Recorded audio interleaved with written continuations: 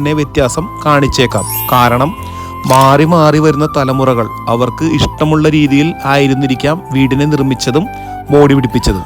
ഒരു വീട്ടിൽ തന്നെ 2 ചിമ്മിണിയൊക്കെ കാണുവാൻ സാധിച്ചു. കാരണം ഇവിടുത്തെ തണുപ്പ് തന്നെ. വലിയ ഒരു മലയെ തുരന്ന് ഇത്രമാത്രം ഭംഗിയുള്ള വീടുകൾ ഉണ്ടാക്കിയതിന് അവരെ സമ്മതിക്കുക തന്നെ ചെയ്യണം. ഈ ഒരു ഗുഹാഭവനങ്ങൾ ഇരിക്കുന്ന ലൊക്കേഷൻ ആവട്ടെ അടിപൊളിയാണ്. വന്യമൃഗങ്ങളെ അടുത്ത് കാണുവാനും ഈ വീടുകളിൽ നിന്നും താഴെ വയലുകളും കാടുകളും കാണുവാനായിട്ട് നല്ല ഭംഗിയാണ്. ഈ ഒരു വൈബൊക്കെ ആസ്വദിക്കാനായിട്ടായിരിക്കും ഒരുപക്ഷെ അവർ ഇവിടെ തന്നെ വീട് പണിതത്. ഇനി ഞാൻ നിങ്ങളെ കാണിക്കുവാൻ പോകുന്നത് മുകളിലത്തെ വീടുകളെയാണ്. ഇനിയും റൂംസ് ഉണ്ട്. വീടാണ് വീട്. 2 വീടോ 3 വീടോ ഉണ്ട് ഇതിനുള്ളിൽ. കാണണ്ടേ? വാ.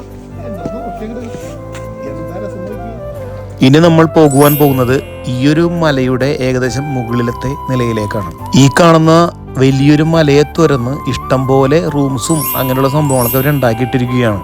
അതൊന്നും ക്ലോസ്ഡ് അല്ല, ഓപ്പൺ ആണ് ഈ കാണുന്ന സൈഡ്. ഇതിനോട് ചേർന്ന് തന്നെ പകുതി മലയ്ക്കുള്ളിലായിട്ടും പകുതി പുറത്തായിട്ട് നിൽക്കുന്ന അടിപൊളി ഒരു വീടും. ഈ ഒരു വീടും നൂറ്റാണ്ടുകൾ പഴക്കമുള്ളതാണ്. പകുതി മലയ്ക്കുള്ളിലാണ് നിൽക്കുന്നത്. ഇത് പണ്ട് ഒരു വീടായിട്ടാണോ അല്ലെങ്കിൽ 3 വീടായിട്ടാണോ ഉപയോഗിച്ചിരുന്നത് എന്ന് അറിവില്ല. എന്നാലും ഇത് നൂറ്റാണ്ടുകൾ പഴക്കമുള്ള വീട് തന്നെ.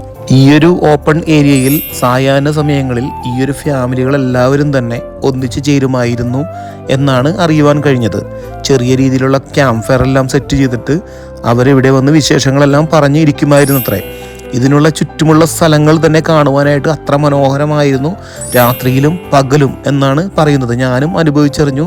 നല്ല ഭംഗിയുള്ളൊരു സ്ഥലമാണ് ചുറ്റും നോക്കിക്കഴിഞ്ഞാലും. UK നമ്മൾ മലയാളികൾ ഇങ്ങനെയുള്ള സ്ഥലങ്ങൾ ഇഷ്ടപ്പെടുന്നുവെങ്കിൽ ഒരു വട്ടമെങ്കിലും ഈ ഒരു നാനീസ് റോക്ക് പോയി കാണുവാൻ ശ്രമിക്കുക. അടിപൊളി സ്ഥലമാണ്.